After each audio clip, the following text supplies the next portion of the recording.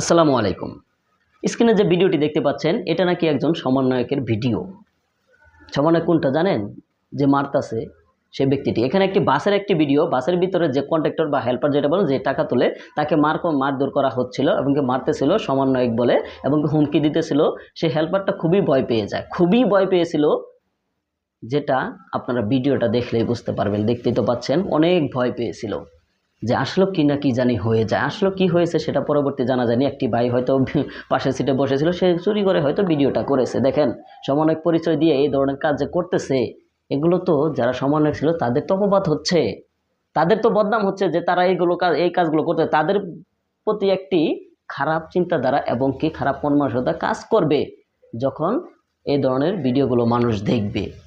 এগুলো সমন্বয়ক না, এবং কি এগুলো সমন্বয়কদের পচানোর জন্য এবং বিরোধিতা করার জন্য এই ধরনের ভিডিওগুলো না, এই ধরনের কার্যকলাপগুলো চালিয়ে যাচ্ছে বিভিন্ন স্টুডেন্ট, সুবিধা নিচ্ছে এই ধরনের কথাগুলো বলে। তো এদেরকে যেখানেই দেখবেন সেখানেই আপনারা প্রতিবাদ করবেন যে আপনার কিসের সমন্বয়ক, যেটা আইন সেই অনুযায়ী চলবেন। আপনি সমন্বয়ক হন না, নেতা হন না, যেটা মন চায় সেটা হন। একজন সাধারণ নাগরিক যেটা, আপনিও সেটা।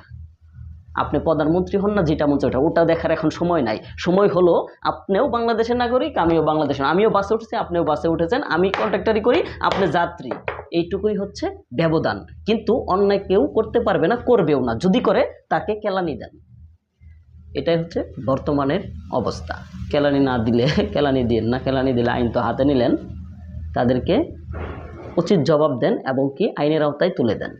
তারা কখনো সমন্বয়ক না। তো যাই হোক, এই ধরনের ব্যক্তিকে যেখানে দেখবেন তাদেরকে সমন্বয়ক না ভেবে অপরাধী ভেবে তাদেরকে তুলে দিবেন, আর না হলে পাছার ভিতরে কেলানি দিবেন।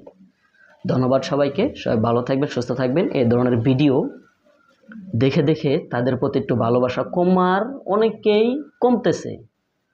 কাজেই এই ধরনের ব্যক্তিকে কখনো আপনারা সমন্বয়ক ভাববেন না, কারণ তারা কখনো অন্যায় করতে পারবে না, অন্যায় করবে না। তাদের ভিতরে একটি কাজ করবে যে আমি এখন কোন পর্যায়ে আছি, আমি এই ধরনের কাজ করব।